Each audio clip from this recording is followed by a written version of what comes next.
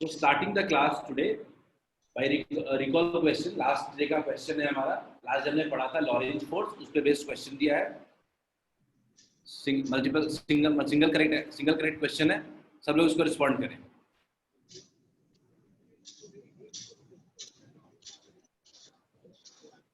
We have got 3 replies. बढ़िया.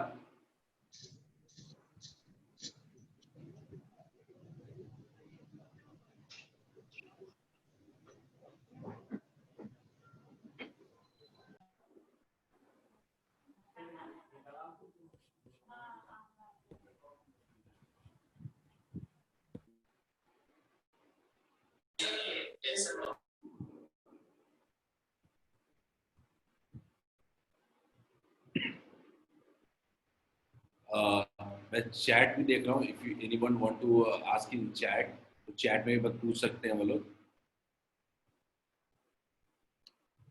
कोई test नहीं है लेके कल. ठीक है, चलिए आगे. We have got 12 replies. 12 reply हमारे पास आ चुके हैं. A homogeneous electric field, मतलब uniform electric field and uniform magnetic field are pointing in the same direction.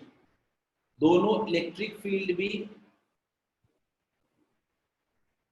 And magnetic field भी सेम डायरेक्शन में है, और एक चार्ज पार्टिकल को प्रोजेक्ट कर रहा है. Projected parallel to velocity. तीनों सेम डायरेक्शन में है. तीनों का डायरेक्शन है सेम है.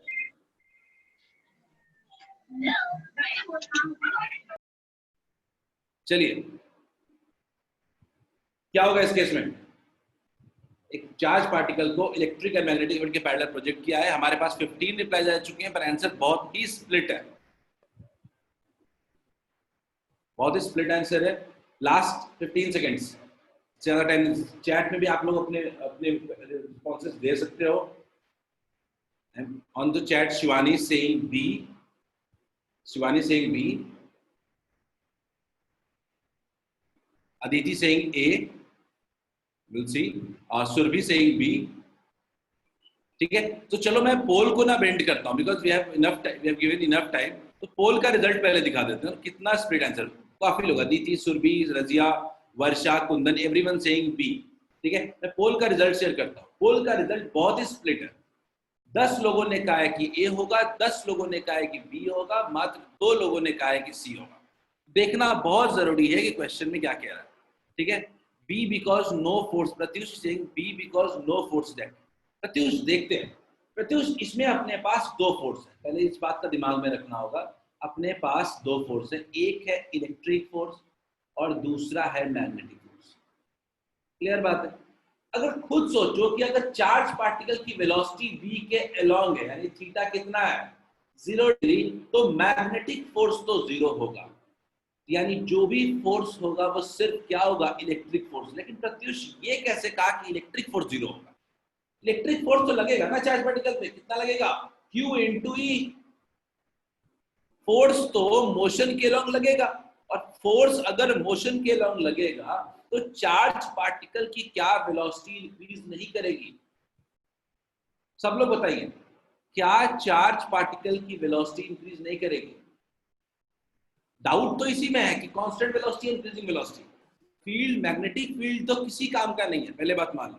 पर इलेक्ट्रिक फील्ड के अलोंग अगर चार्ज पार्टिकल प्रोजेक्ट हो रहा है तो चार्ज पार्टिकल में फोर्स लगेगा कितना, QE, और एक्सेलरेशन कितना होगा, QE अपॉन m.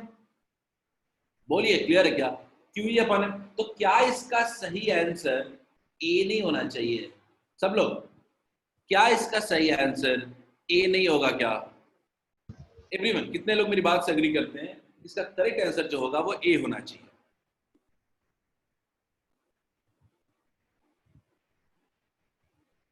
चलिए, मोस्ट ऑफ यू सेइंग समझ में आ गया. किसी को दिक्कत है तो पूछ ले, क्योंकि मुझे पता है कि सी और डी एक बंदे ने कहा, एक दो बंदे ने कहा है. बाकी आपका कंफ्यूजन बहुत क्लियर था कि डेविएट तो होगा नहीं, क्योंकि मैग्नेटिक फील्ड कुछ नहीं कर रहा है. ठीक है, मैग्नेटिक फील्ड कुछ नहीं कर रहा है, लेकिन वेलोसिटी कांस्टेंट रहेगी कि नहीं. वेलोसिटी बिल्कुल ही कांस्टेंट रहेगी. खैर, आगे बढ़ते हैं. हम अपने आज के पहले टॉपिक बढ़ते हैं, वो है साइक्लोट्रॉन. ठीक है, साइक्लोट्रॉन, कभी भी कोई डिवाइस की बात करते हैं, सबसे पहली बात याद रखिएगा ये एक डिवाइस है, ठीक है। डिवाइस की बात कभी भी करते हैं तो बहुत ही क्लियर ऑर्डर होना चाहिए। डिवाइस है तो डिवाइस में सबसे पहले डेफिनेशन आता है कि आखिर डिवाइस है क्या, क्या चीज क्या है। एक सिंपल ऐसा डिवाइस है ये जो एक हाई काइनेटिक एनर्जी का चार्ज पार्टिकल प्रोड्यूस करता है। सिंपल अगर मैं डेफिनेशन सिंपल वर्ड में समझाऊं आपको, तो ऐसा device which produce highly energetic charge particle.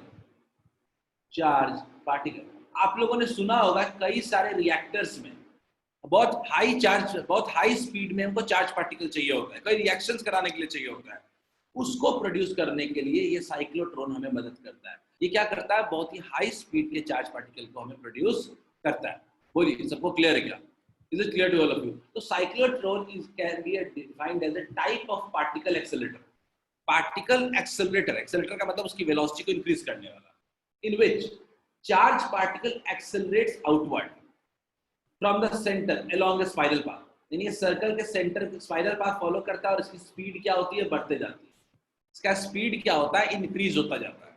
कैसे इंक्रीज होता है थोड़ी देर में बात करेंगे, लेकिन एक सिंपल डिवाइस है जो चार्ज पार्टिकल के स्पीड को इंक्रीज कर देता है। क्लियर है? साइक्लोट्रॉन। आगे आता है साइक्लोट्रॉन का cyclone plus electron plus proton. Synonym बनाया आपने, एनालॉजी बनाया आपने, क्या प्रिंसिपल में बात करते हैं। रजिया रिपीट कर दूं मैं, रजिया मैं सिंपल बोल रहा हूँ, साइक्लोट्रॉन एक ऐसी डिवाइस है जो highly energetic charge particle produce करता है, ठीक है। यही इसका डेफिनेशन है। आगे बात करते हैं प्रिंसिपल क्या है। इसका दो ही प्रिंसिपल है।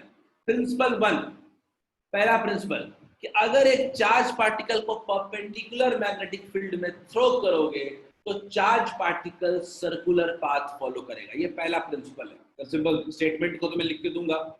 स्टेटमेंट का पहला पार्ट है कि charge particle circular motion follow करता है, और दूसरा पार्ट इसका है कि जो फ्रीक्वेंसी होती है सर्कुलर मोशन की, वो वेलोसिटी पे डिपेंड नहीं करता है, ठीक है। ये दोनों बातें हम पहले से जानते हैं, इन्हीं दोनों बातों का यूज करते हैं। ये सेकंड है और ये पहला प्रिंसिपल है। दो ही प्रिंसिपल पे ये पूरा का पूरा कॉन्सेप्ट काम करता है। और बताएंगे कैसे कि पहला वाला तो इंपॉर्टेंट है, दूसरा वाला भी कितना इंपॉर्टेंट है।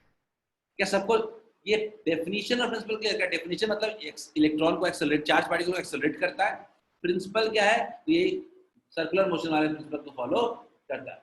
हम इस किसी भी डिवाइस की जब बात करते हैं तो डिवाइस का एक कंस्ट्रक्शन होता है। कंस्ट्रक्शन में लोग बात करते हैं कि पार्ट्स क्या क्या है इसके। तो सबसे पहला होता है इसका डीज। इसमें दो डीज होते हैं। किस शेप के? सेमी सर्कुलर शेप के डीज होते हैं। सेमी सर्कुलर दो से, किसी का आवाज अनम्यूट रह गया, ठीक है, देख लो, हाँ ठीक है। तो दो सेमी सर्कुलर शेप के डीज होते हैं, ठीक है। एक ये है आपका D1, ये आपका D1 और ये है आपका D2। क्लियर है? दो तरह के डीज है। ये डीज क्या होते हैं? डी बने होते हैं मेटेलिक प्लेट्स के डीज होते हैं। मेटेलिक डीज, मेटेलिक डीज, ठीक है। ये डीज मेटेलिक डीज होते हैं। और क्या करते हैं, दूसरा पार्ट जिसका होता है वो होता है मैग्नेटिक फील्ड, ठीक है। मैग्नेटिक फील्ड हमने क्या किया है, हमने यहाँ पे आउटवर्ड मैग्नेटिक फील्ड पूरे डी के अंदर में लगा दिया है, ठीक है। हमने क्या किया है, आउटवर्ड मैग्नेटिक फील्ड लगा दिया,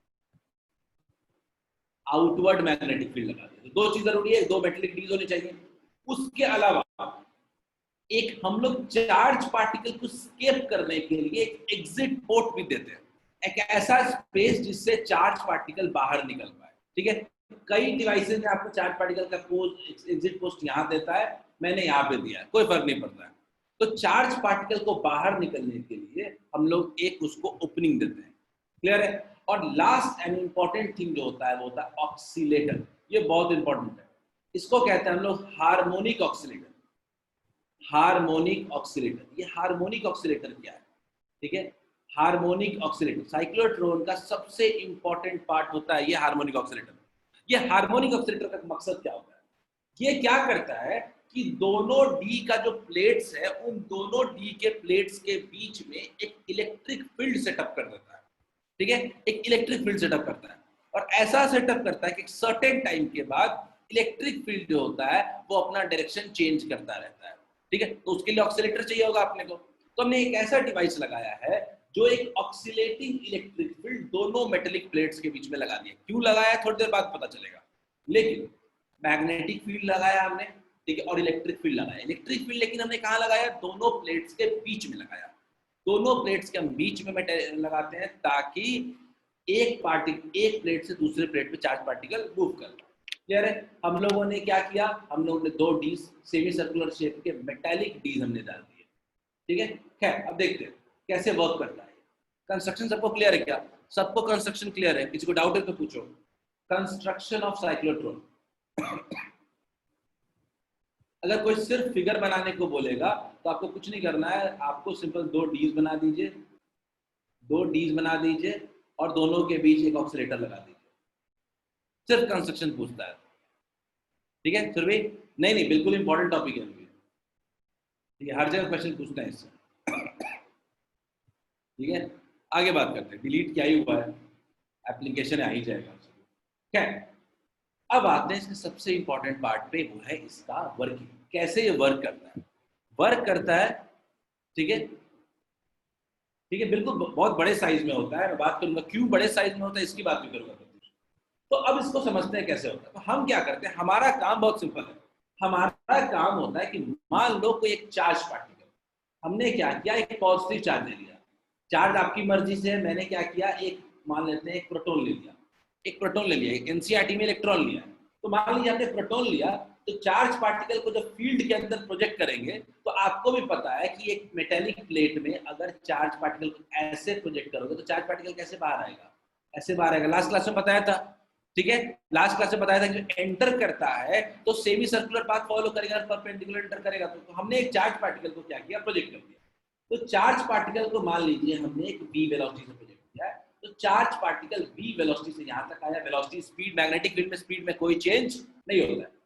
चार्ज पार्टिकल जैसे ही आया, हमारे इस ऑक्सीलेटर ने क्या किया कि इस दोनों मेटालिक प्लेट के बीच एक मैग्नेटिक, एक इलेक्ट्रिक फील्ड क्रिएट कर दिया। कैसे क्रिएट कर दिया? तो इलेक्ट्रिक फील्ड क्या किया, यहाँ पे पॉजिटिव है और यहाँ पे क्या है, नेगेटिव। क्लियर है। ये प्लेट पॉजिटिव है और ये प्लेट नेगेटिव है। खुद सोचो कि क्या एक इलेक्ट्रिक फील्ड ऐसे सेटअप हो जाएगा क्या? अब खुद सोचो, 2 प्लेट है और चार्ज पार्टिकल बाहर निकल रहा है, चार्ज पार्टिकल बाहर निकल रहा है कुछ v स्पीड से, और एक इलेक्ट्रिक फील्ड है। तो आप जानते हो कि चार्ज पार्टिकल का स्पीड बढ़ जाएगा, चार्ज पार्टिकल का स्पीड बढ़ जाएगा क्योंकि इलेक्ट्रिक फील्ड उसके स्पीड को क्या कर देगा, इंक्रीज कर देगा। कैसे? तो चार्ज पार्टिकल अगर इलेक्ट्रिक फील्ड है तो चार्ज पार्टिकल पे फोर्स कितना लगेगा, Q इंटू ई, और फोर्स अगर Q इंटू ई लगेगा तो एक्सेलरेशन कितना लगेगा, Q into E upon M. तो मैं कह सकता हूं कि चार्ज पार्टिकल का स्पीड क्या हो गया, बढ़ गया। तो अब ये v है और यहाँ पे स्पीड क्या है, v डैश है। सब लोग समझो, स्पीड क्या है, v डैश है। v डैश स्पीड बड़ा है v से, तो क्या कह सकते हैं कि रेडियस भी बड़ा होगा। गौर से देखिए, ये स्पीड अब v था, यहाँ पे स्पीड क्या हो गया, v डैश। v डैश बड़ा है तो इसका रेडियस भी क्या हुआ, बड़ा हुआ। सबको क्लियर है क्या? सबको वर्किंग समझ में आया क्या? कि इस प्लेट से दूसरे प्लेट पे पहुंचा, D2 से D1 पे पहुंचा, तो उसमें उसकी स्पीड बढ़ गई बीच में, इसके वजह से रेडियस भी क्या हो गया, बढ़ गया। क्लियर, रेडियस बढ़ गया। अब फिर से D1 से D2 पे आते हैं, फिर से देखो, फिर से यहां से यहां आ रहे हैं हम लोग। अब अगेन देखते हैं, अगेन हम यहां से यहां आ रहे हैं। तो ऑक्सीलेटर का काम यही है कि उतने टाइम पीरियड में ये इलेक्ट्रिक फील्ड के डायरेक्शन को रिवर्स कर देगा। और अब इलेक्ट्रिक फील्ड का डायरेक्शन ये पॉजिटिव है और ये नेगेटिव है। तो बोलो अब फील्ड कैसे लग रहा है, ऐसे लग रहा है। क्लियर है। तो फिर से चार्ज पार्टिकल की स्पीड अब v डैश है, फिर से चार्ज पार्टिकल की स्पीड बढ़ के कितना हो जाएगा, v डबल डैश। तो हर हाफ ऑक्सीलेशन में चार्ज पार्टिकल का स्पीड क्या हो जा रहा है, बढ़ जा रहा है। अब स्पीड बढ़ा है तो रेडियस भी बढ़ गया। क्लियर है क्या? और यही प्रोसेस कंटिन्यूअसली होता रहे, हर हाफ टाइम के बाद चार्ज पार्टिकल की स्पीड बढ़ते रहेगी और फाइनली जब ये यहां पहुंचेगा तो चार्ज पार्टिकल का स्पीड बहुत ही हाई हो चुका होगा। ठीक है। और हाई होने के बाद चार्ज पार्टिकल क्या हो जाएगा, इजेक्ट होगा। तो ये अगर 10 मीटर पर सेकंड एंटर किया था तो ये 100 मीटर पर सेकंड से बाहर निकलेगा। तो क्या हम कह सकते हैं कि साइक्लोट्रॉन ने इलेक्ट्रिक फील्ड और मैग्नेटिक फील्ड की मदद से आपको very very high speed charge particle produce किया। कितने लोगों को ये बात समझ में आई? नहीं आई तो बताओ, मैं दोबारा समझाऊंगा। ठीक है, कितने लोगों को मेरी बात समझ में आई? नहीं आया, बहुत ही इंपॉर्टेंट टॉपिक। एक बार समझ में आ गया ना तो इसमें थ्योरी वोरी कुछ नहीं है। चलिए, किसी को दिक्कत है पूछो।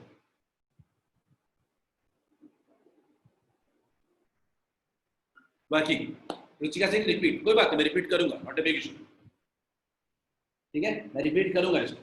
ठीक है, मैं आपको फिर से समझाने की कोशिश करता हूँ, देखते हैं कितने लोग को इस बार समझ में आता है। मैं सिंपल से लॉजिक दे रहा हूँ।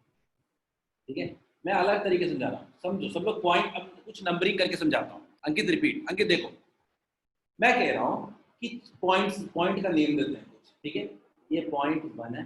ठीक है, एक सेकंड, ये पॉइंट 1 है कुछ, ये पॉइंट अपना 2 है। ठीक है, ये पॉइंट अपना 3 है, ये पॉइंट अपना 4 है, ये पॉइंट अपना 5 है, और 5 है, फिर ये पॉइंट अपना 6 है। मैंने कुछ नेमिंग दी, आपको समझने में बड़ी आसानी होगी। ठीक है, आपको समझने में आसानी। मैंने कहा कि मान लो हमने चार्ज पार्टिकल को v1 स्पीड से d2 में थ्रो कर दिया। ठीक है, किस स्पीड से? v1। क्लियर है, हमने v1 स्पीड से d2 में थ्रो किया। आपको भी पता है जब v1 स्पीड से d2 में थ्रो करेंगे हम लोग, तो उस केस में क्या होगा कि चार्ज पार्टिकल अंदर में क्या है? एक परपेंडिकुलर मैग्नेटिक फील्ड। तो परपेंडिकुलर मैग्नेटिक फील्ड है तो सिंपल उसकी स्थिति क्या होगी? ऐसी होगी। ऐसे चार्ज पार्टिकल एंटर कर रहा है तो उसको ऑब्वियसली और कोई ऑप्शन नहीं है, उसको सेमी सर्कुलर पाथ ही फॉलो करना। ठीक है, उसका रेडियस कितना होगा? मान लेते हैं स्पीड v1 है तो r equals to M v1 upon Q B. M Q B सब कॉन्स्टेंट ही है तो अपने को वेलोसिटी चाहिए। तो अब स्पीड जो है वो v2 पे जो स्पीड है वो बिल्कुल सेम है v1 की, क्योंकि मैग्नेटिक फील्ड में तो स्पीड चेंज होता नहीं है। समझो सब, समझो बात को, जो 1 पे स्पीड है वही स्पीड v2 पे भी है, तो स्पीड में कोई चेंज नहीं हुआ, पहली चीज। आगे बात, लेकिन 2 से 3 तक, अब समझो 2 से 3 तक, 2 से 3 तक समझते हैं थोड़ा सा। ये 2 पॉइंट है और ये 3 पॉइंट है। ठीक है, अब हमने क्या किया कि हमने ऑक्सीलेटर के थ्रू ऐसा फील्ड लगा दिया कि फील्ड का डायरेक्शन क्या है? कुछ ऐसा है। पॉजिटिव चार्ज है तो फील्ड का डायरेक्शन क्या होना चाहिए? ऐसे होना चाहिए वेलोसिटी बनाने के लिए। तो हमने क्या किया, तो फील्ड लगेगा कितना? E। तो फोर्स कितना लगेगा चार्ज पार्टिकल पे? Q इंटू ई। तो एक्सेलरेशन कितना लगेगा? QE upon m। तो मैं कह सकता हूं क्या कि यहाँ पे स्पीड अगर v2 है तो यहाँ पे स्पीड बढ़ के कितना हो जाएगा? v3। 2 से 3 पॉइंट पे जाने में। और आपको भी पता है कि v3 जो होगा वो v2 से बड़ा होगा, क्योंकि स्पीड बढ़ गया, एक्सेलरेट हुआ है। अब आप मुझे बताओ कि अगर ये स्पीड बढ़ गया है तो इस मैग्नेटिक फील्ड में चार्ज पार्टिकल एंटर करेगा तो क्या उसका रेडियस भी नहीं बढ़ जाएगा? रेडियस इंक्रीज नहीं हो जाएगा? बिकॉज आप भी जानते हो कि रेडियस कितना होगा? mv3 upon Q B, which is higher than mv1 upon Q B. Speed ज्यादा है तो रेडियस भी बढ़ा है। क्या सबको ये बात समझ में आई क्या कि हमने क्या किया? यहाँ पे स्पीड बढ़ा दिया, 3 से 4 तक आखिर में सेम स्पीड पे। ठीक है, अब मैं कह रहा हूँ कि velocity at 3 and 4 will remain same। Velocity at 3 equals to velocity at 4। लेकिन जब यहाँ से 4 से 5 में जाएंगे हम लोग, 4 से 5 में जाएंगे, 4 से 5 में जाएंगे, तो मैंने क्या किया? ऑक्सीलेटर का काम क्या होता है कि फील्ड के डायरेक्शन को रिवर्स कर देना। तो अब फील्ड का डायरेक्शन हो गया है ऐसे। ठीक है, तो अब फोर्स लगेगा QE। अब ये आपका क्या है? V4 है और यहाँ पे क्या है? V5 है। तो फोर्स लगेगा तो V5 वेलोसिटी जो होगा वो हमेशा V4 से क्या होगा? ज्यादा। अगेन अब वेलोसिटी बढ़ गई है तो वेलोसिटी बढ़ेगा तो क्या हो जाएगा? रेडियस बढ़ जाएगा। अगेन मैं कह सकता हूँ रेडियस इंक्रीज कर गया। तो क्या मैं ऐसा कह सकता हूँ क्या कि हर हाफ ऑक्सीलेशन के बाद, साइकिल के बाद वेलोसिटी इंक्रीज करेगा? हर एक हाफ साइकिल के बाद, हर एक हाफ साइकिल बाद वेलोसिटी इंक्रीज करेगा और रेडियस इंक्रीज करेगा। क्लियर है क्या? तो रेडियस, वेलोसिटी इंक्रीज कर रहा है तो रेडियस भी इंक्रीज कर रहा है, और फाइनली ये क्या कर रहा है? स्पाइरल पाथ फॉलो कर रहा है। अगर वेलोसिटी इंक्रीज नहीं करता तो circular path follow. Electric field हटा दो ना बीच का, तो रेडियस सेम ही रहेगा, चार्ज पार्टिकल क्या हो जाएगा? सर्कुलर मोशन नहीं करता रह जाएगा। लेकिन अगर इलेक्ट्रिक फील्ड रखोगे तो वेलोसिटी बढ़ता रहेगा, और फाइनली यहाँ पे जब पहुंचेगा तो वेलोसिटी बहुत ही हाई हो चुका होगा, और very very highly energetic charge particle आपका यहाँ से बाहर आ जाएगा। क्या साइक्लोट्रॉन का मकसद क्लियर है सबको? क्या सबको साइक्लोट्रॉन समझ में आया अभी? क्या अभी भी हमने सिर्फ एक प्रिंसिपल का यूज किया है हमेशा। एक प्रिंसिपल क्या यूज किया कि charge particle circular path follow करेगा when kept in a magnetic field. Frequency का खेल तो भी आया ही नहीं है, जो कि सबसे जरूरी कॉन्सेप्ट है फ्रीक्वेंसी। ठीक है, अब उसकी बात करते हैं। आपको लग रहा होगा ये कैसा सिंक्रोनाइजेशन है कि एग्जैक्टली उतने ही टाइम पे आपकी इलेक्ट्रिक फील्ड चेंज हो जा रही है। बहुत इंपॉर्टेंट कॉन्सेप्ट है। आखिर ऐसा क्या कर रहे हैं हम लोग, इलेक्ट्रिक फील्ड उतने ही टाइम में बदल जा रहा है। तो इसके लिए हम एक ही कॉन्सेप्ट है कि अंदर की वेलोसिटी कुछ भी हो, लेकिन फ्रीक्वेंसी में कभी कोई चेंज हो रहा होगा क्या? फ्रीक्वेंसी तो बिल्कुल कांस्टेंट रहता होगा। फ्रीक्वेंसी का फॉर्मूला कितना है? QV अपॉन 2 पाई m होता है। क्लियर है क्या? QV अपॉन 2 पाई m होता है वेलोसिटी, फ्रीक्वेंसी। फ्रीक्वेंसी कहाँ आपके स्पीड पे डिपेंड कर रही है? फ्रीक्वेंसी चार्ज पे, फील्ड पे, मास पे डिपेंड कर रहा है। तो फ्रीक्वेंसी तो कुछ भी कर लो, कोई वेलोसिटी लो कांस्टेंट ही है। यानी इसका मतलब है कि बहुत फिक्स है कि कितने टाइम पे चार्ज पार्टिकल यहाँ से यहाँ जाएगा, और यहाँ से यहाँ जाएगा, और यहाँ से यहाँ जाएगा। बिल्कुल टाइम पीरियड फिक्स है। तो टाइम पीरियड फिक्स है, तो हम कह सकते हैं कि जो हमारा ऑक्सीलेटर है, इसकी भी फ्रीक्वेंसी हम लोग चार्ज पार्टिकल के फ्रीक्वेंसी के इक्वल कर देते हैं, और इसी को कहते हैं हम लोग रेजोनेंस कंडीशन। रेजोनेंस का मतलब क्या है कि जब आप चार्ज पार्टिकल की फ्रीक्वेंसी के इक्वल अपने ऑक्सीलेटर की फ्रीक्वेंसी कर दोगे, उस वक्त आप कह सकते हो कि साइक्लोट्रॉन ठीक से वर्क करेगा। अदरवाइज सही टाइम पे फील्ड अपना डायरेक्शन चेंज नहीं कर पाएगा। जो अपना जो इलेक्ट्रिक फील्ड है, इलेक्ट्रिक फील्ड का जो फ्रीक्वेंसी होता है, frequency of electric field is equal to frequency of charge particle. Clear है? और ये बहुत जरूरी है। अगर मान लो फ्रीक्वेंसी वेलोसिटी पे डिपेंड करता, तो क्या हम फ्रीक्वेंसी कांस्टेंट रख पाते? क्या नहीं, ऑक्सीलेटर की फ्रीक्वेंसी भी चेंज करनी पड़ती। लेकिन हमारी फ्रीक्वेंसी चार्ज पार्टिकल की चेंज नहीं होती है, इसीलिए हम ऑक्सीलेटर का भी फ्रीक्वेंसी वही रख देते हैं जो चार्ज पार्टिकल का है। क्या सबको ये बात समझ में आई? क्या सबको ये बात समझ में आया क्या कि फ्रीक्वेंसी का क्या यूज है? रिस्पॉन्ड इन चैट, समझ में आ गया है तो।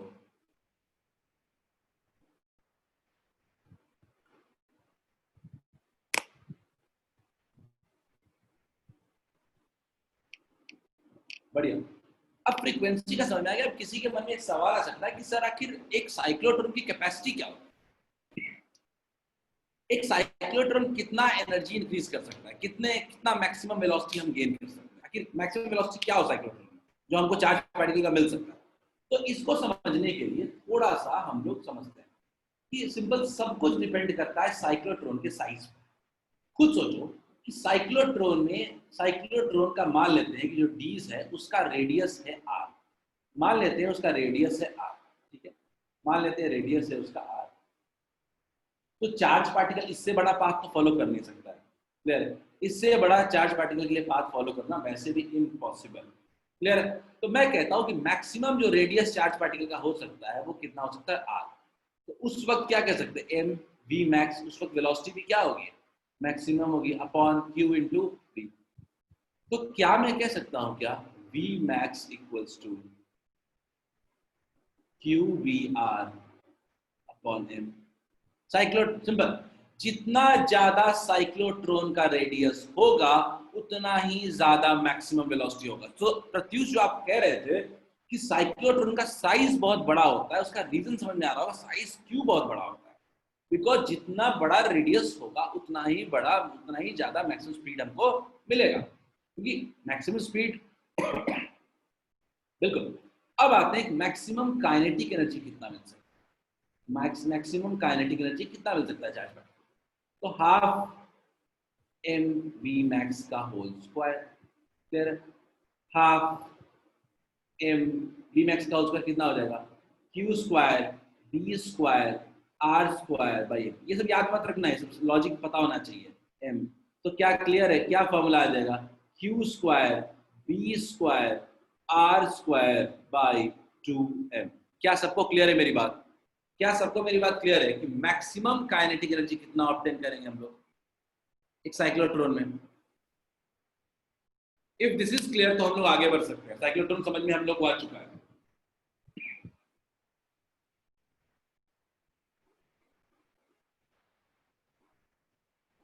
शिवानी क्लियर है? Anyone else? किसी को डाउट है पूछ सकते हो, अनम्यूट कर सकते हो। बहुत ये कॉन्सेप्ट है, समझ में आ गया फिर कभी भूलोगे नहीं।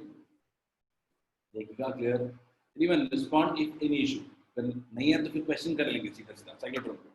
बढ़िया, ओके चलो। तो साइक्लोट्रॉन पढ़ा है तो इसमें एक क्वेश्चन भी कर लेते हैं जो एक्चुअली क्वेश्चन आया हुआ क्वेश्चन है। ठीक है, मैंने इसे सेलेक्ट करके लिया है। सिंपल क्वेश्चन है, मुझे लगता है किसी को दिक्कत उतनी नहीं आनी चाहिए। चलो सॉल्व करो।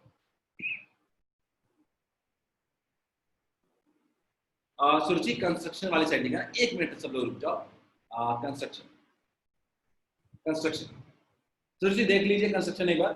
4 पार्ट्स है, 2 डीज है, एक हार्मोनिक ऑक्सीलेटर है, ठीक है, और मैग्नेटिक फील्ड है इसमें, और एक एग्जिट पॉइंट है। ठीक है सुरुचि, क्वेश्चन चलो।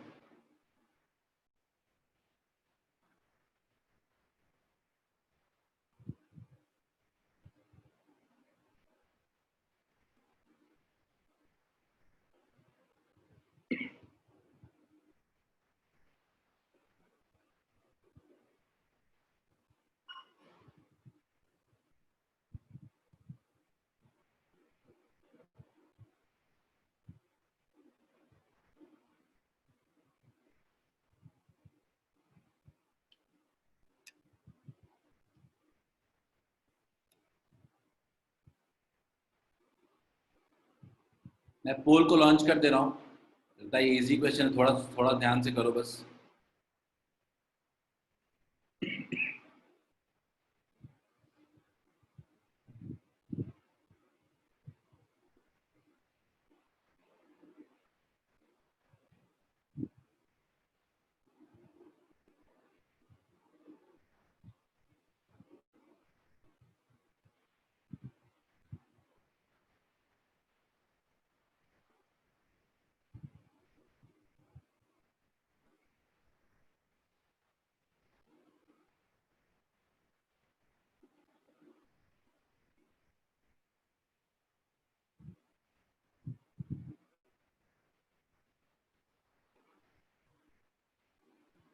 They have got 3 रिप्लाई हमारे पास आ चुके हैं। अनम रिप्लाइड सी, वेरी गुड। देखते हैं।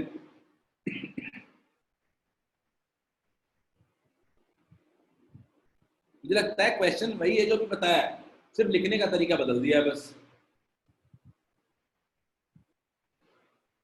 ये आपको जेई में क्वेश्चन आया शायद, नॉट रॉन्ग।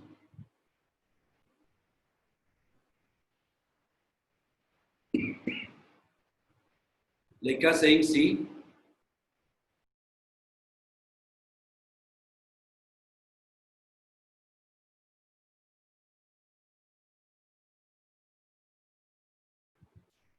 या सुरभि सी। देख लेते हैं, हमारे पास अभी तक रिप्लाई जो आए हैं 16 रिप्लाई आ चुके हैं। So I am just waiting for more. Mohit C, Ankit C, Shreya Singh also C. ठीक है, थोड़ा और रिप्लाई, लास्ट लास्ट 15 सेकेंड्स। कोई बात नहीं राशि, देख लेते हैं। ठीक है चलो, लास्ट 10 सेकेंड्स में पोल क्लोज करूंगा। बहुत बढ़िया, जेई का क्वेश्चन है बट दम नहीं है क्वेश्चन। अगर आप गौर से देखो तो ये सिंपल जो हमने पढ़ा है उसका यूज कर लिया है इसने। ठीक है, देखते हैं। मैं पोल का रिजल्ट शेयर कर रहा हूँ। 61% पीपल से कि सी होगा। कुछ लोगों ने ए और बी गलत भी डाल दिया था, गलती से भी डाल दिया था ए और बी। खैर देखते हैं। तो सिंपल सी बात है कि मैं आपको इस क्वेश्चन में अगर दिखाऊं तो मेरा ध्यान क्या है, फ्रीक्वेंसी पे। फ्रीक्वेंसी तो देखो दिमागी नहीं लगाना।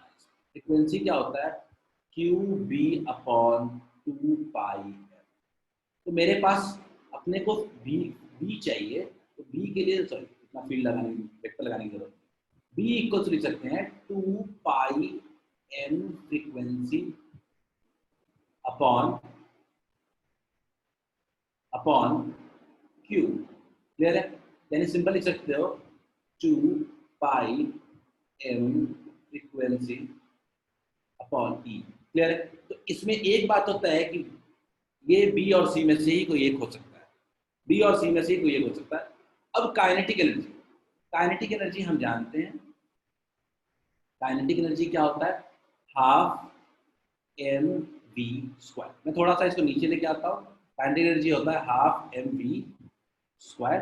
देखते हैं, अपने पास फील्ड की वैल्यू दी गई है, फील्ड हमने पहले फील्ड हमने निकाल लिया है। अगर गौर से देखें, हमने फील्ड की वैल्यू निकाल ली है। फील्ड का वैल्यू हमें आया है कितना, वी आया है हमें 2 पाई एम फ्रीक्वेंसी अपॉन ई। अब काइनेटिक एनर्जी को थोड़ा देखते हैं। काइनेटिक एनर्जी होता है हाफ एम वी मैक्स का होल स्क्वायर। क्लियर है? आते हैं हाफ मास, वी मैक्स का होल स्क्वायर कितना था, वी मैक्स कितना था, Q B R upon M. कितना आता था, Q square B square R square by M square. ये फाइनल फॉर्मूला आया था अपना क्यू स्क्वायर। नहीं भी याद है फॉर्मूला तो भी मैं बनाना चाह रहा हूँ, Q B square, sorry formula Q B square नहीं था ना, Q B square R square upon, ठीक है ठीक है, हाँ सही है, Q B square R square upon 2m। Clear है? अपने पास Q B square R square upon 2m में बी का वैल्यू क्या लिख सकते हो, बी का वैल्यू पुट कर देंगे क्यू, ठीक है, Q square R square upon 2m।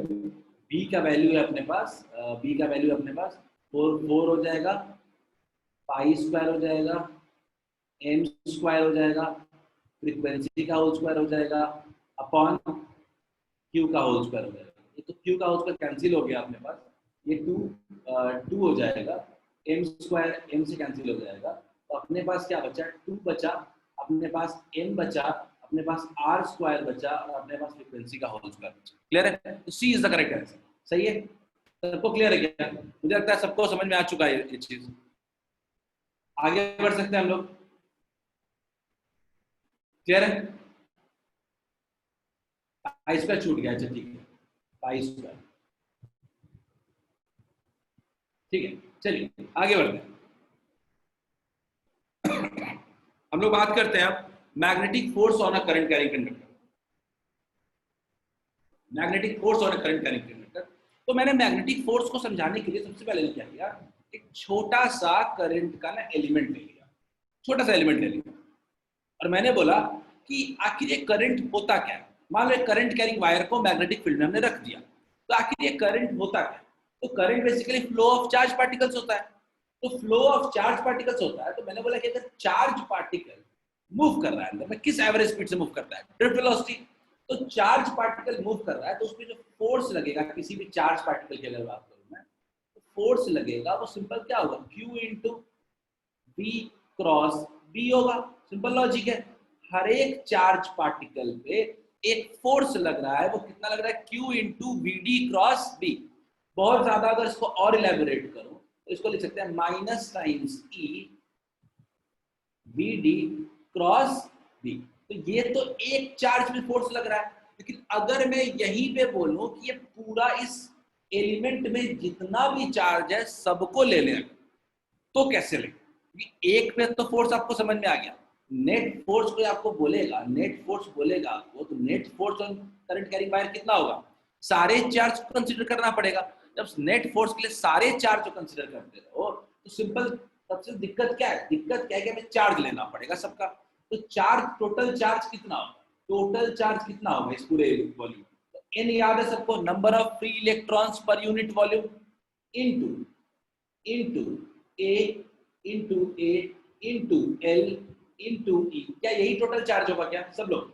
क्या अगर मैं बात बोलूं कितने फ्री इलेक्ट्रॉन्स इसमें चार्ज होंगे जो मूव कर रहे हैं, तो आप कह सकते हो क्या कि इस पूरे वॉल्यूम में एन इंटू ए इंटू एल इंटू ई होगा। तो मैं अगर नेट फोर्स निकालना चाहूं तो चार्ज की जगह क्या लिखूंगा, मैं चार्ज की जगह क्यू, स्मॉल क्यू लिखने के बजाय कैपिटल क्यू लिखूंगा, बी डी क्रॉस बी। सबको क्लियर है क्या? तो अगर बी डी लिखते हैं तो क्या फॉर्मूला बनता है देखते हैं। सिंपल सी बात कहता हूँ, क्यू क्या है, minus N A E L B D B sine theta. ये फॉर्मूला बनता है। गौर से कुछ याद करो, क्या NEABD कुछ फॉर्मूला याद है क्या? सब लोग याद करो, क्या याद है क्या? I इक्वल्स टू क्या होता है? NEABD माइनस ई चार्ज लेते थे। क्लियर है क्या सर? तो हम लोग क्या यहाँ पे सबको रिप्लेस कर देते हैं, तो क्या आई आ जाएगा क्या? I into L into B sine theta आ जाएगा क्या सब लोग? मैं कह रहा हूं कि हम लोग नेट फोर्स जब निकालने गए तो क्या हम लोग I L B sine theta आप लिख सकते हैं हम लोग? और अगर I L B sine theta लिख सकते हैं तो बहुत सिंपल सी बात है कि अपने पास यहाँ पे बी एक फील्ड है, तो चलो अभी इतना ही लिखते हैं, इतना ही लिखते हैं। क्या सबको इतना क्लियर है क्या? I L B sine theta क्या सबको इस पूरे वायर पे, अगर कोई पूरे वायर पे नेट फोर्स निकालने के लिए कहे आपको, तो क्या आप कह सकते हो क्या कि net force on current carrying wire जो होगा वो क्या होगा? I L B sine theta. Clear? तो हम लोग क्या बात करते हैं कि इस पूरे को अगर एक करंट एलिमेंट कंसीडर करें, पूरे पूरे वायर को एक अगर एलिमेंट कंसीडर कर लें, एक पूरा एक करंट यूनिट कंसीडर कर लें, तो हम लोग इसको लिखते हैं I L vector cross B. Clear है क्या? I L cross B. Clear है? तो यही होता है हमारा net force acting on this current carrying wire. सबको याद रहेगा? आज के बाद किसी वायर पे अगर अपने को फोर्स निकालना है, करंट कैरिंग वायर पे, आपको आपने पढ़ा है क्लास 10 9 10th में पढ़ा है आपने कि हर एक करंट कैरिंग वायर को जब मैग्नेटिक फील्ड में रखते हैं तो उस पर मैग्नेटिक फोर्स लगता है। क्लियर है? उस पर मैग्नेटिक फोर्स लगता है, और बस आपने वहां पे ये नहीं पढ़ा था कि फॉर्मूला क्या होता है। यही एक गलती थी कि आपने फॉर्मूला नहीं पढ़ा। तो फॉर्मूला कितना हो गया? I L cross B. Clear है? एल वेक्टर क्या होता है? करंट के डायरेक्शन को शो करता है, करंट के डायरेक्शन के अलोंग लेंथ, इसको कहते हैं L vector cross B vector. ये बहुत ही इंपॉर्टेंट फॉर्मूला है। ये हमने अभी तक क्या पढ़ा? हमने चार्ज पे लगने वाला फोर्स पढ़ा। अभी हम एक करंट कैरिंग वायर पे कितना फोर्स लगेगा इसको पढ़ रहे हैं। क्या सबको ये बात क्लियर है? ठीक है, तो मैं एक समराइज कर रहा हूं, देखो सब। मैं बात कर रहा हूं फोर्स एक्सपीरियंस्ड ऑन ईच। सब लोग देखो, मैंने इस पूरे कॉन्सेप्ट को एक बार समराइज कर दिया है। ठीक है, समराइज किया है। यहाँ पे अगर आप देखिए सब कुछ लिखा हुआ है। ठीक है, क्या लिखा हुआ है? एक इलेक्ट्रॉन पे, आपका डेरिवेशन एग्जाम में ऐसा ही होना चाहिए, एक इलेक्ट्रॉन पे कितना होगा? Minus e v d cross B. ठीक है, पूरे वायर पे देखते हैं। If n is the number density of electrons, A be the area of cross section, and then number of free electrons in this element is Na into dl। मान लो इसको L के बजाय dl लेंथ ले लेते हैं। इसमें total number of electrons कितना होगा? n into volume, number of free electrons into volume कितना होगा? n into a into जितना भी वॉल्यूम है dl। सबको क्लियर है क्या? तो अगर मैं बात करूं टोटल फोर्स निकालने के लिए, तो टोटल फोर्स में टोटल चार्ज लेंगे, तो चार्ज लिया तो फाइनली ये क्या बन गया? ये ड्रिफ्ट, ये पूरा का पूरा क्या बन गया? करंट बन गया। क्लियर है? I d l cross B. तो हमने पढ़ा कि अगर एक छोटे पूरा पूरा फोर्स अगर देखें तो क्या बनेगा? I L cross B. तो हमने करंट कैरिंग कंडक्टर पे हमने फोर्स निकाला। करंट कैरिंग कंडक्टर पे फोर्स की वैल्यू है आई एल क्रॉस बी। क्या सबको ये बात क्लियर है? सबको ये बात अगर क्लियर है तो अभी हम लोग ना कई जगह एग्जाम में करंट एलिमेंट दे दिया जाता है।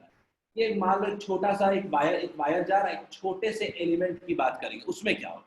तो उस छोटे से एलिमेंट की जब बात करो तो उस छोटे से एलिमेंट पे जो फोर्स होता है वो क्या होता है? I d l cross B. छोटे से एलिमेंट को हम लोग कहते हैं करंट एलिमेंट। क्लियर है? इसको हम लोग कहते हैं करंट एलिमेंट। तो डीएफ इक्वल्स टू हो जाएगा आई डीएल क्रॉस बी, और डीएल का डायरेक्शन क्या होगा? उस छोटे से एलिमेंट में जो उस वक्त करंट का डायरेक्शन है वही क्या होगा? डीएल का डायरेक्शन। क्लियर है? तो कभी भी ना हम लोग डीएल अलग नहीं लिखते, हम लोग हमेशा आई डीएल साथ में लिखते हैं। देखो सब लोग याद रखना, आई एक स्केलर क्वांटिटी है, लेकिन आई डीएल इसको कहते हैं करंट एलिमेंट, ये एक वेक्टर क्वांटिटी है। तो हमने क्या किया? आई डीएल क्रॉस बी। सबको मेरी बात क्लियर है क्या? सबको क्लियर है? एक एलिमेंट की बात हो जाए तो एलिमेंट की बात हो जाए तो क्या होगा? छोटे से लेंथ के लिए आई डीएल क्रॉस बी, और अगर एक पूरे वायर की बात हो जाए तो आई एल क्रॉस बी। यही होता है magnetic force on a charge particle. सबको क्लियर है तो बताओ, आगे बढ़ेंगे, डायरेक्शन की बात करेंगे। अभी तक हमने मैग्नीट्यूड का बात किया है, डायरेक्शन का बात नहीं किया। वैसे मुझे पता है कि आप लोग क्लास 10th में डायरेक्शन निकालना जानते हो, but still we need to find easier method. हमें Fleming's left hand rule, right hand rule के चक्कर में हम नहीं पढ़ना चाहते। ठीक है, सिंपल देखते हैं कैसे हम लोग इसको कैलकुलेट करें। तो हमेशा कहता हूं, फोर्स कभी भी निकालना है करंट कैरिंग वायर पे, तो अपने हाथ को करंट के अलोंग रख दो। करंट का हाथ करंट की तरफ ऊपर की तरफ है इस केस में, ठीक है, और इस पाम को बी के तरफ फोल्ड करो, क्योंकि आइडियल क्रॉस बी है, तो बी के तरफ इसको फोल्ड करो। जैसे बी क्रॉस बी करते थे वैसे आइडियल क्रॉस बी करेंगे। क्लियर है? फोल्ड करोगे, थंब क्या शो कर रहा है, डायरेक्शन क्या, थंब मेरा डायरेक्शन शो कर रहा है क्या, फोर्स के अलोंग। सब लोग खुद से ट्राई करो, सब लोग खुद से ट्राई करें मैग्नेटिक फोर्स देखने के लिए आइडियल क्रॉस बी। सब लोग ट्राई करें, क्या थंब मेरा फोर्स के डायरेक्शन के अलोंग शो कर रहा है क्या? सबको ये बात समझ में आ रही है? तो मुझे लगता है कि कॉन्सेप्ट क्लियर है।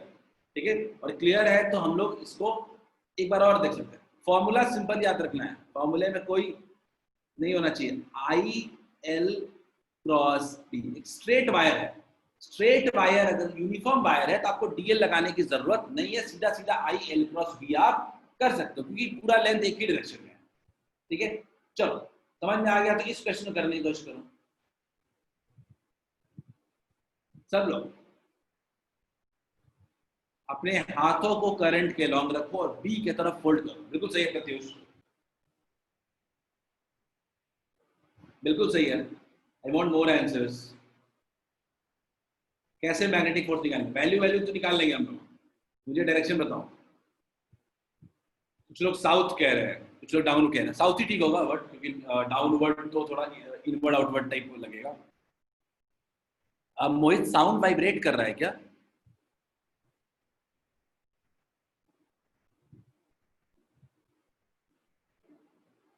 अभी साउंड क्लियर है मोहित? मोहित अभी साउंड क्लियर है तो बताओ। ओके मोहित, चलो। क्या सबको आ रहा है? क्या खुद देखो, करंट ऐसे है, बी की तरफ फोल्ड किया, थंब क्या शो कर रहा है, डाउनवर्ड्स। सबको क्लियर है ये कॉन्सेप्ट? ठीक है, साउथ से बिकॉज क्वेश्चन में डायरेक्शन साउथ दिया हुआ।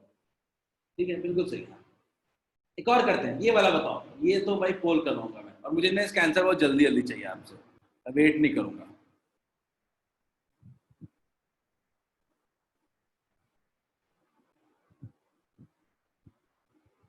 नहीं नहीं, पोल में डालो ना।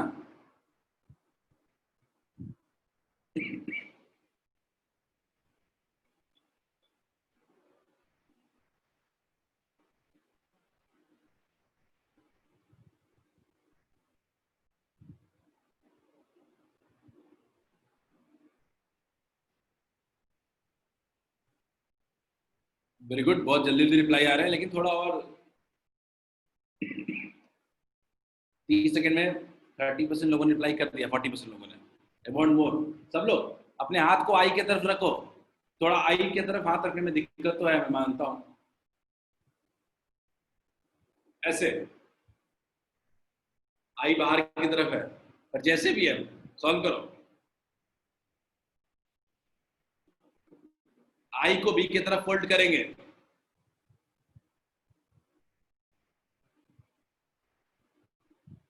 जल्दी, हमारे पास 18 रिप्लाई आ चुके, 19।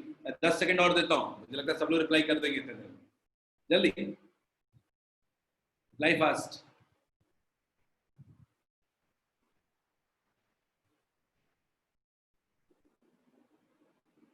चलो मैं पोल अब क्लोज करता हूं। अभी भी 10-12 लोग रिप्लाई नहीं कर पा रहे। They are having some issue, मतलब उनको अभी दिक्कत है इसमें अभी। ठीक है, तो पोल का रिजल्ट दिखा देता हूँ। पोल का जो रिजल्ट है वो मेजॉरिटी लोग कह रहे हैं डाउन होगा। ठीक है, मेजॉरिटी लोग कह रहे हैं डाउन होगा। कुछ लोगों ने अप का है, कुछ लोगों ने डायरेक्शन ऑफ करंट का है। वो तो ऑब्वियसली नहीं होगा, इन्होंने सी का है वो तो बिल्कुल ही गलत है।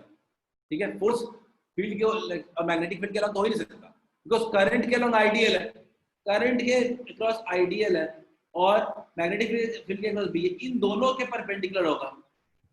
क्लियर है? क्या करंट किधर है? आउटवर्ड है, सरफेस से बाहर निकल रहा है, तो मैं तो ऐसे करूंगा, करंट क्या है? इस तरफ है, लेकिन मेरा हाथ किधर फोल्ड होना चाहिए? मेरा हाथ फील्ड के अलोंग फोल्ड होना चाहिए, तो फील्ड के अलोंग फोल्ड करूंगा तो थंब क्या शो कर रहा है? अपवर्ड शो कर रहा है क्या? तो क्या मैं कह सकता हूं क्या थंब क्या शो कर रहा है? फोर्स किधर लगना चाहिए? अपवर्ड। आंसर क्या होगा इसका? ए। क्लियर है क्या सबको? सबको क्लियर है क्या? मैं कह रहा हूं अपने हाथ को करंट के अलोंग रखो, थोड़ा सा मुश्किल है कि बाहर की तरफ, और इसको ना बी की तरफ फोल्ड करना है। बी इस साइड है, बी इस साइड है, तो बी की तरफ फोल्ड करेंगे, थंब क्या शो करेगा? अपवर्ड। बोलिए सबको क्लियर है क्या? क्लियर है? तो अपने डायरेक्शन ऑफ मैग्नेटिक फोर्स समझ में आ गया, अपने पास डायरेक्शन आ गया क्लियर, और मैग्नीट्यूड अपने को तो अभी निकालने के लिए दो क्वेश्चन देंगे। क्लियर है? तो मैग्नीट्यूड और डायरेक्शन दो चीजें बहुत इंपॉर्टेंट है। कर देखते हैं, थोड़ा मैग्नीट्यूड निकाल लो। ओ सॉरी,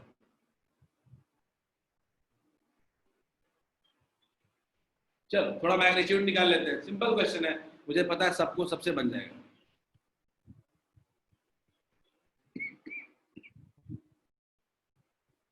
यूनिट वगैरह ख्याल रख लेना।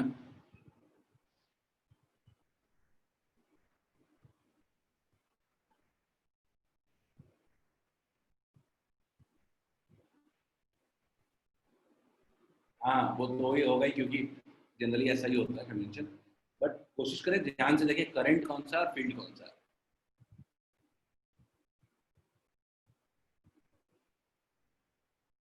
चलिए, सब कुछ दिया हुआ है इसमें, डायरेक्शन वाला पार्ट हमने कर लिया, कुछ मैग्नीट्यूड वाला पार्ट कर लेते हैं, फिर थोड़ा ट्विस्टिंग वाले पार्ट भी कर लेंगे।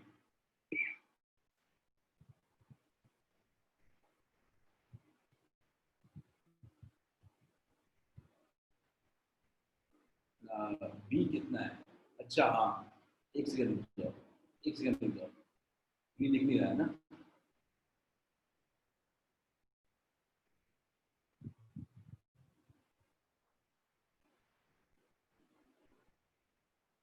एक सेकंड रुक जाओ।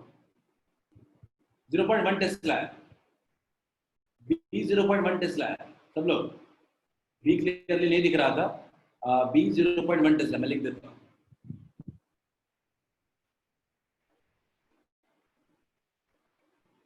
हाँ बताइए, बी 0.1 टेस्ला।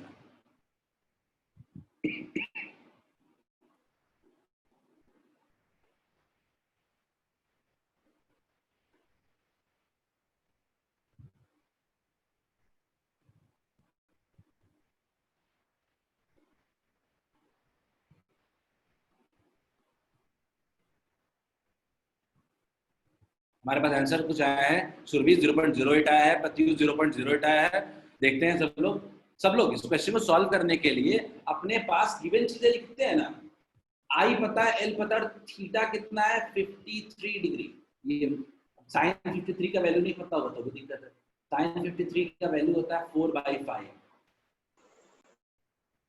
ये वैल्यू नहीं पता होगा तो दिक्कत हो जाएगी फिर, है ना?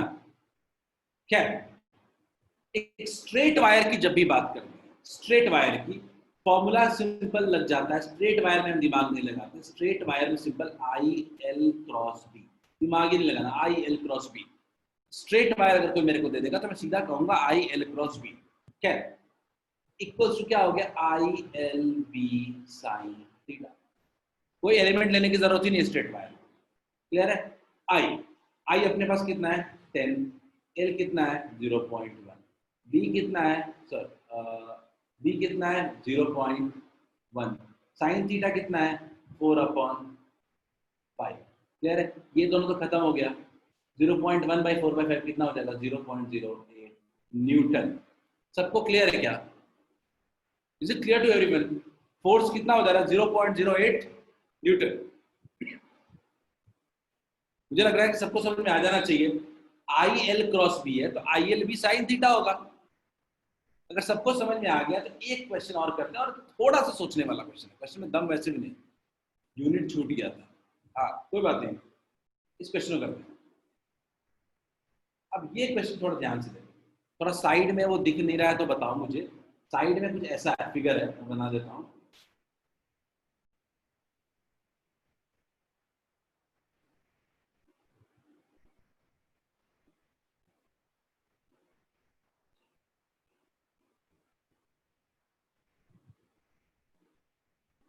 ठीक है, ऐसा, ठीक है। अब इसमें आपको बताना है magnitude of force acting on the wire. North south लगाने का मकसद समझ लेना, वो फील्ड लगाने के लिए है।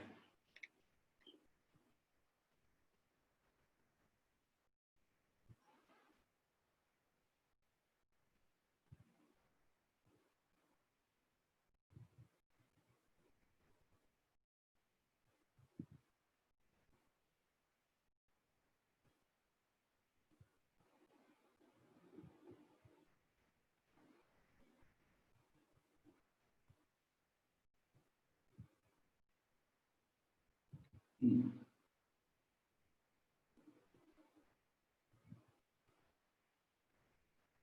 एक ही लॉजिक है जो अगर लग गया तो क्वेश्चन बन जाएगा।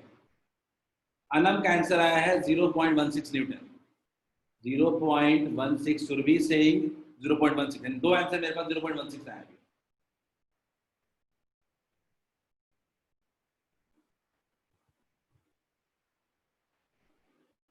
ऋतु सिंह 0.16, राशि 0.16। तो हमने इस कुछ पूछना चाहते हो, हैंड रेज किया हो। मोहित 0.16 न्यूटन। सबका आंसर एक ही आया, अभी तक किसी का आंसर वेरी नहीं किया। लेखा 0.16। मैं तो भाई गिवन डेटा बिकॉज रेडियस दिया है। ठीक है प्रत्युष, देखो बड़ी सिंपल सी बात है, अपने पास सबसे पहले फील्ड दिया है तो कोई कॉन्ट्रडिक्शन है ही नहीं। 1.0 टेस्ला। अपने पास करंट दिया है, इसमें भी कोई कॉन्ट्रडिक्शन नहीं है, 2.0 एम्पीयर। अपने पास लेंथ नहीं दिया था, लेकिन फॉर्मूला हम जानते हैं कि I L cross B, straight wire है तो लेंथ आखिर कौन सा लें, तो जितना इस फील्ड के अंदर में है, फील्ड के अंदर में कितना है, फील्ड के अंदर में डबल ऑफ रेडियस यानी डायमीटर। आखिर इस वायर में इतना ही पार्ट तो फोर्स लगेगा, इतना ही पार्ट। ये कितना होगा, क्या ये 2r होगा क्या, तो क्या लेंथ, लेंथ इक्वल्स टू कह सकते हैं क्या 2r, या कह सकते हैं क्या 8 सेंटीमीटर, क्या कह सकते हैं क्या 0.08 मीटर लेंथ हो गया। अब अपने पास बचा क्या, थीटा तो अपने को क्लियर है 90 डिग्री है। थीटा क्या है 90 डिग्री, थीटा है अपने पास 90 डिग्री परपेंडिकुलर। तो फोर्स का फॉर्मूला, स्ट्रेट वायर है, दिमाग नहीं लगाना आपने, I L B sine theta. I अपने पास 0.08, सॉरी एल अपने पास, आई अपने पास 2, अपने पास फील्ड है बी, साइन थीटा कितना है, ये 0.16 आ रहा है। सबको क्लियर है, सबने आंसर सही दिया है,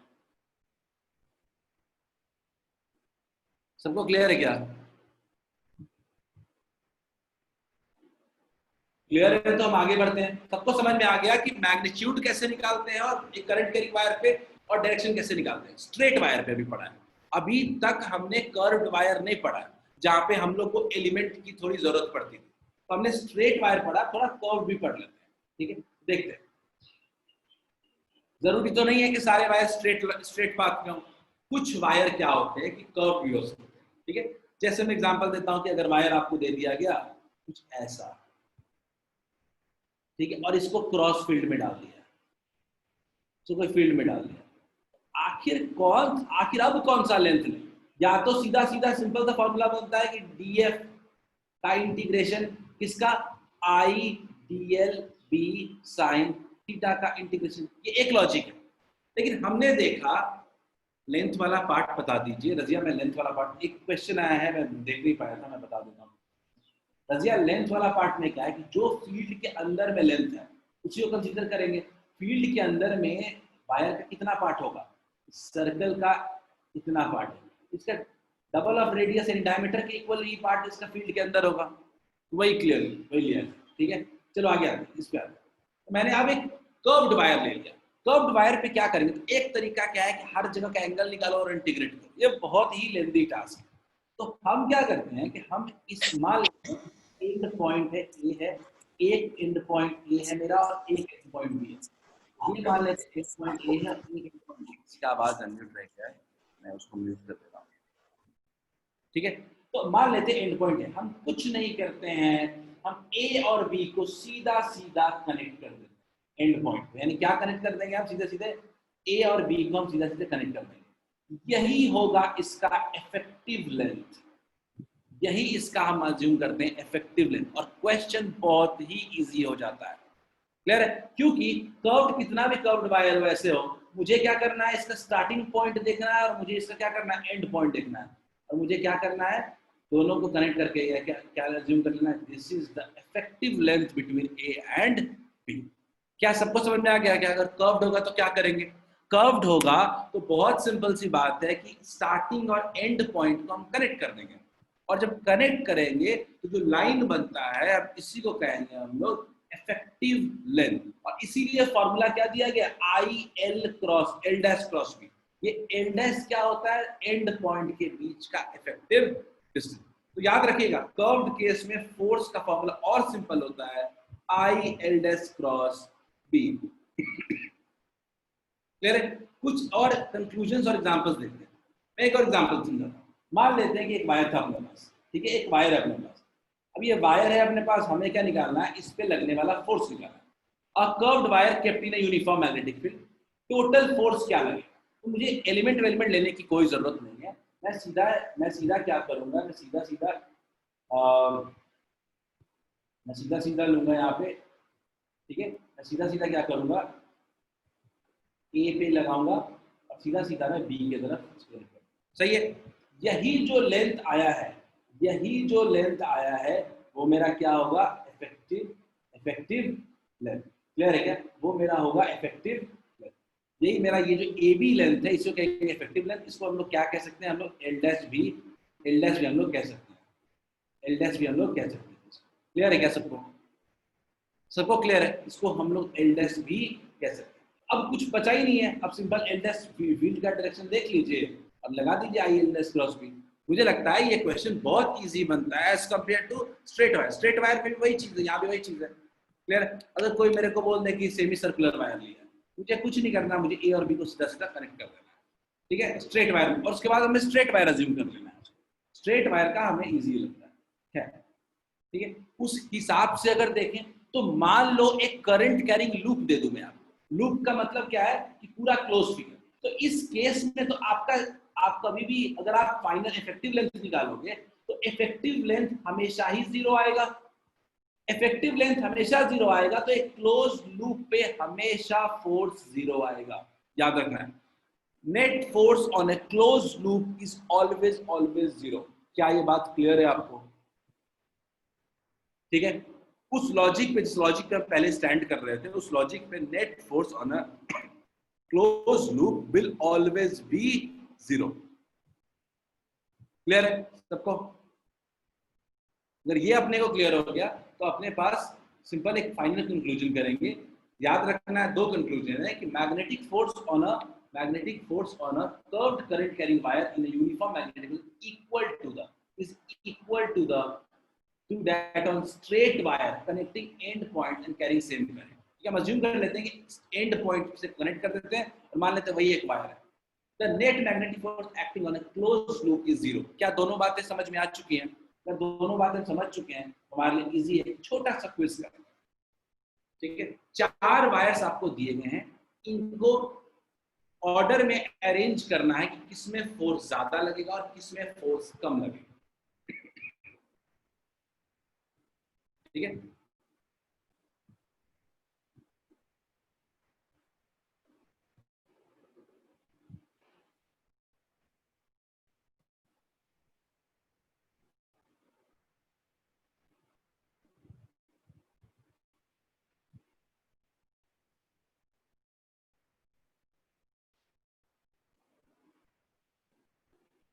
आपको 4 वायर्स दिए गए हैं।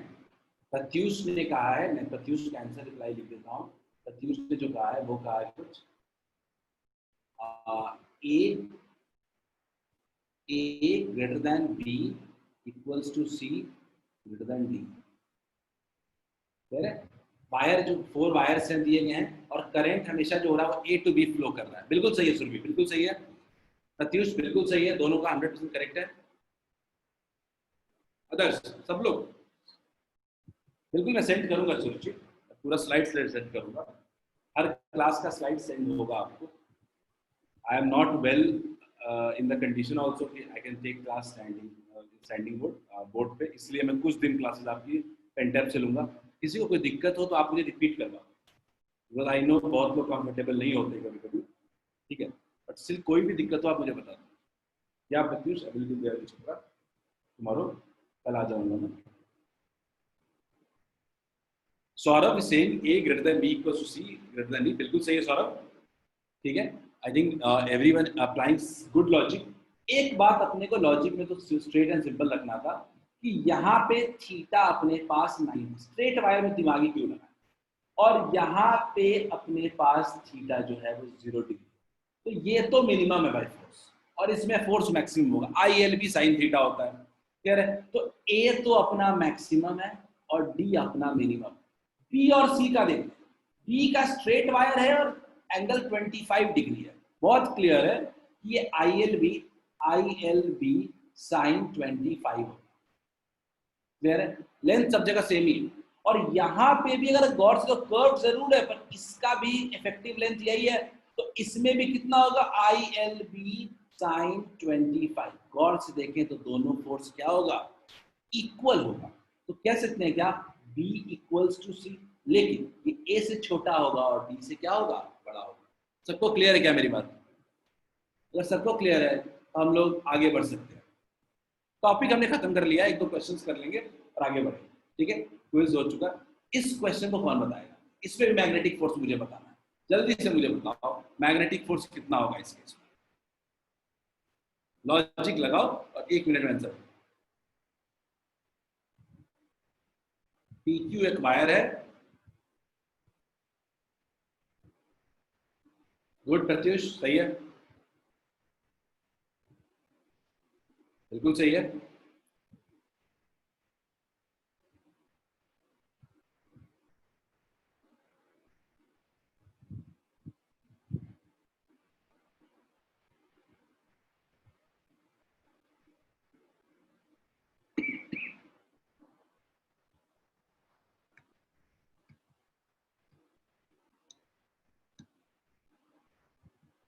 संजना 2IRB, सौरभ 2IRB, देखते हैं, कुंदन 2IRB है, ऋतु प्रत्युष का आंसर बिल्कुल सेम है, और मुझे रिस्पांस चाहिए आपसे।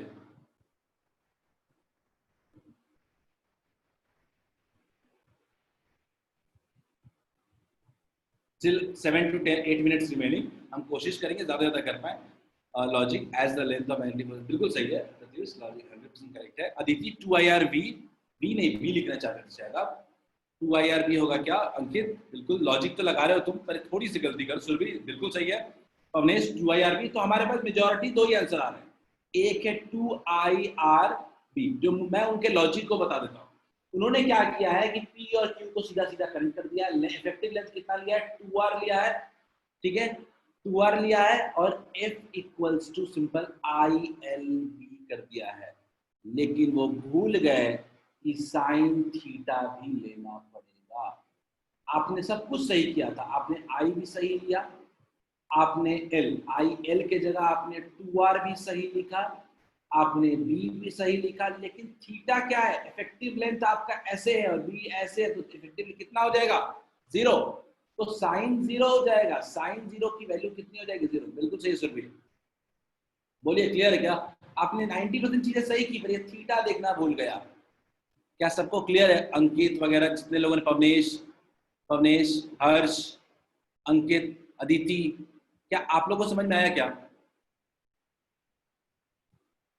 अंकित अंकित दोबारा समझा रहा हूं, मैंने बोला कि आपने सब कुछ सही किया, आपने फॉर्मूला लगाना था ILB साइन थीटा, आपने I सही लिया, आपने लेंथ के जगह 2R भी लिया, आपने B भी लिया, लेकिन थीटा पे ध्यान नहीं दिया। गौर से देखते तो B ऐसे था और आपने इफेक्टिव लेंथ भी, तो आपका 2R ऐसे ही आ गया है। इफेक्टिव लेंथ का ही तो डायरेक्शन हमने कंसीडर करना है, इफेक्टिव लेंथ B के पैरेलल है, तो थीटा कितना हो जाएगा, 0, साइन 0 की वैल्यू कितनी हो गई, 0, क्लियर है क्या? चलिए बढ़िया, ये समझ में आ गया, तो एक और अच्छा क्वेश्चन करते हैं, ठीक है, एक और अच्छा क्वेश्चन करते हैं, ये लेवल थोड़ा अच्छे लेवल का क्वेश्चन, बट सिंपल क्वेश्चन, मुझे लगता है थोड़ा सा दिमाग लगाएंगे क्वेश्चन बन जाएगा।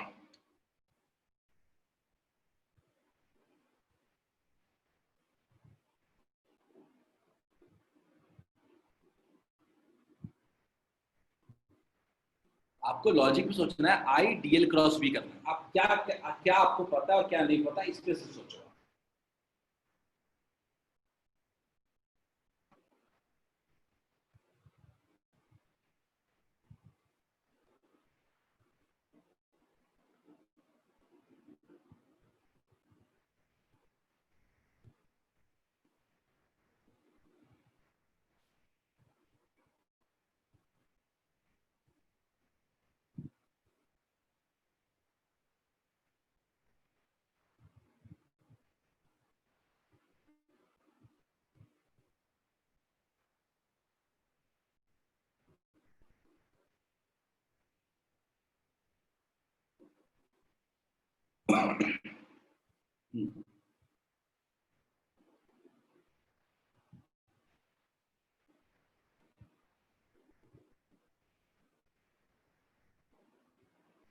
आपके पास बी तो है, बी को लेके आपको टेंशन नहीं लेना। आपके पास करंट भी है, ये एल कैसे निकलेगा, सारा खेल इसी का है। जब पोल लॉन्च कर दो, सही है, चलो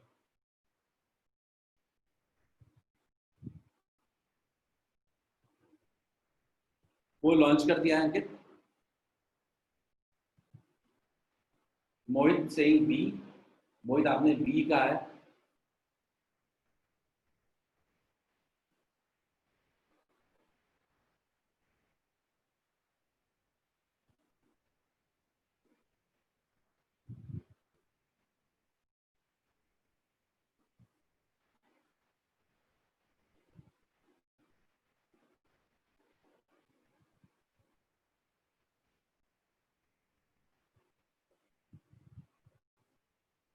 हमारे पास अभी तक 4 रिप्लाई आ चुके हैं, वेटिंग फॉर मोर। थोड़ा सा वेक्टर का यूज तो इसमें है, आप इसको इग्नोर नहीं कर सकते हो कि वेक्टर यूज नहीं करना पड़ेगा, थोड़ा सा वेक्टर तो यूज करना पड़ेगा। पर कई तरीके से इस क्वेश्चन को बना सकते हैं, कई तरीके से इस क्वेश्चन को बना सकते हैं, बट पॉइंट इज कि कौन कितने सिंपल तरीके से इसको यूज बना पा रहा है।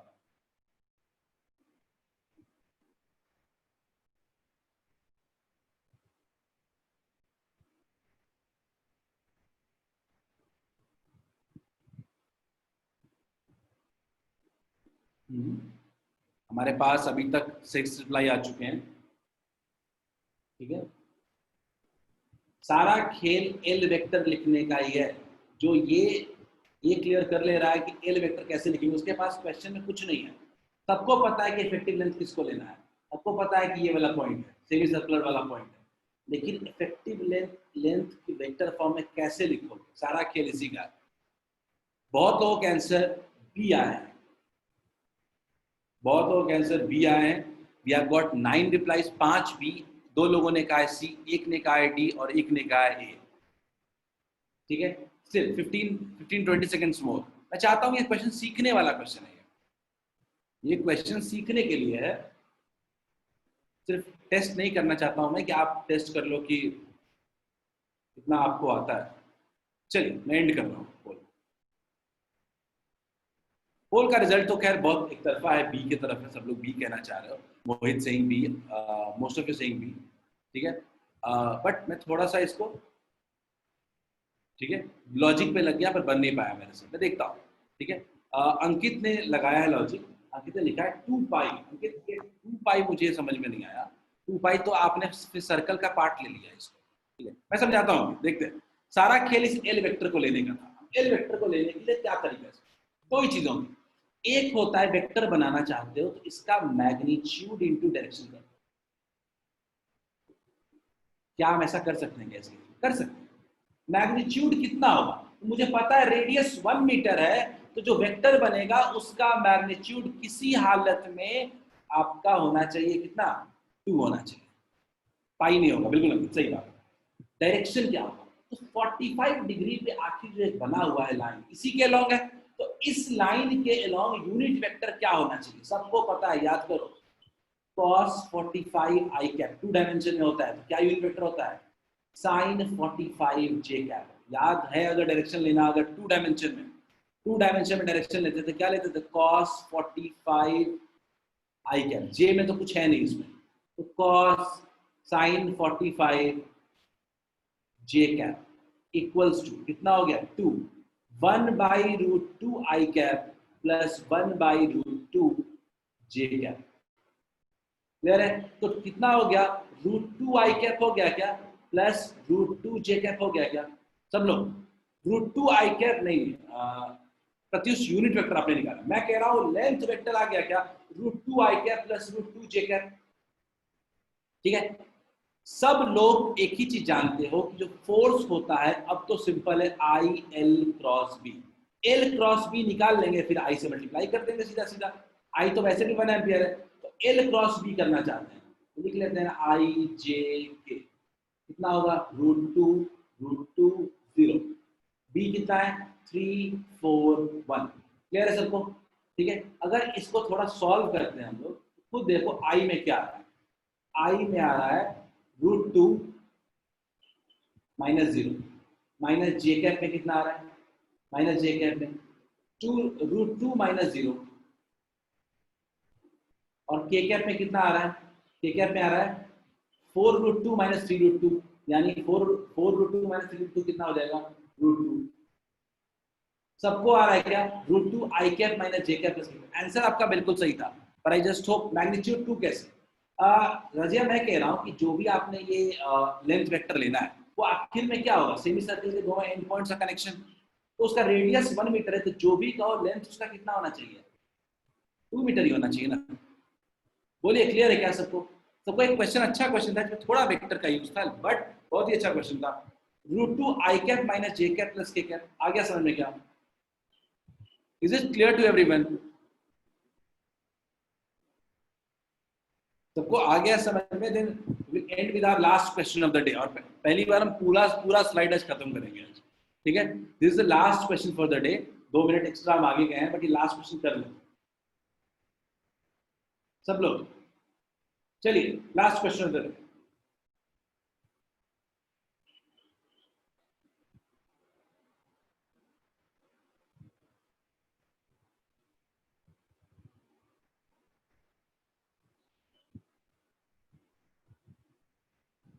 और इससे हमारा इस क्वेश्चन से मैग्नेटिक फोर्स टॉपिक खत्म हो जा रहा है। अगले दिन मैग्नेटिक फील्ड शुरू करेंगे, नेक्स्ट वीक पूरा मैग्नेटिक फील्ड चलेगा, बायट सेवर्ट लॉ और डेरिवेशन वगैरह जितने भी हैं वो सब।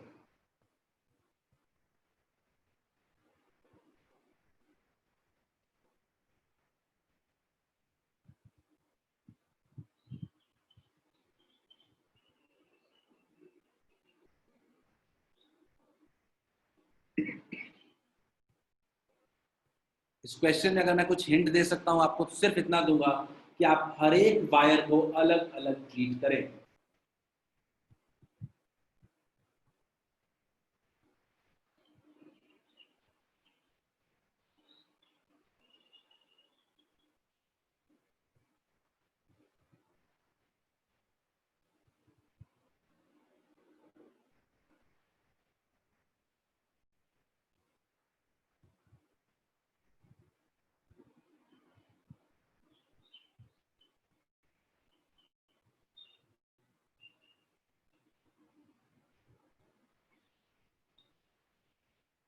क्लोज लूप पे तो नेट फोर्स 0 आएगा, सबको पता है। सबको पता है क्लोज लूप पे नेट 0 आएगा। मैं आपसे पूछ रहा हूं, हम लोग भी पूछ रहे हैं, वो एक एक वायर पे पूछ रहे हैं। फोर्स का डायरेक्शन भी दिया हुआ है, ज्यादा दिमाग भी नहीं लगाना है।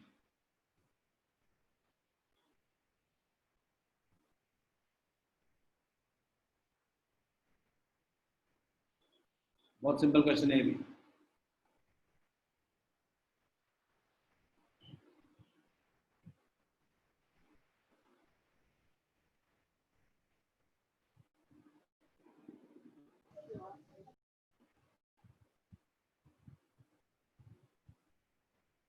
स्ट्रेट वायर है, I L B sine theta,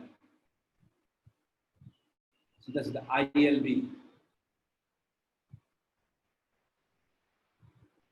हमारे पास सुरभि, आपका आंसर आया है 3 newton, Pratyush Singh √3/2 newton, Surabhi Singh 1 newton. Surabhi 1 newton क्या है? अच्छा, तीनों का सम क्यों किया सुरभि? वेक्टर है ना, सम नहीं हो पाएगा ना।